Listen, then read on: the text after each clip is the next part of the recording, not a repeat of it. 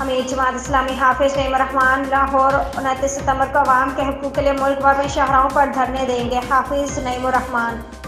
جماعت اسلامی کے عوام کے حق دو تحریک کامیاب ہوگی۔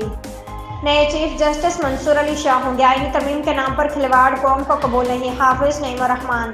اپوزیشن آنیا جانیا مسودوں کی تیاریاں چھوڑے اور آئینی ترمیم کو مکمل مسترد کرے۔ جس نے آئینی ترمیم کے حق میں ووٹ دیا وہ اپنے چہرے پر کالک ملے گا۔ جسٹس منصور علی شاہ سے کہتا ہوں کہ چیف جسٹس بنے تو عدل کریں۔ حافظ نعیم الرحمان۔ ججز کی جاسوسی کی جاتی ہے، طاقتور عناصر عدلیہ کو کنٹرول کرنے کی کوشش نہ کریں۔ پیپلز پارٹی گزشتہ 16 برسوں سے سندھ پر مسلط ہے۔ سندھ میں تعلیمی اداروں، ہسپتالوں، انفراسٹرکچر کو تباہ کر دیا۔ سندھ میں وڈیرا راج قائم ہے۔ MKM پیپلز پارٹی کی جونیئر پارٹنر ہے۔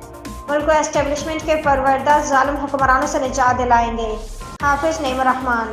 نہ کسی کو کوئی اعتراض ہے۔ خود اللہ تعالیٰ یہ ارشاد فرماتا ہے کہ انسانوں ہم نے تمہیں ایک مرد اور ایک عورت سے پیدا کیا ہے، پھر اس کے بعد تمہارے قبیلے بنا دیے ہیں، تمہاری برادریاں بنا دی ہیں تاکہ تم تعارف حاصل کرو۔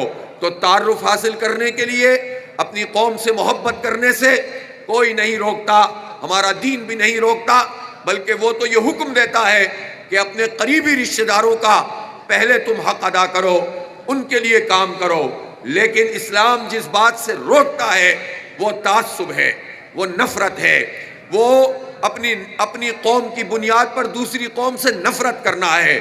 اگر حق کی بات ہو تو صرف اس بنیاد پر اپنی قوم کا ساتھ دو کہ وہ میری قوم کا ہے اور ناجائز آپ اس کے ساتھ کھڑے ہو جائیں، یہ ظلم ہے، یہ تعصب ہے۔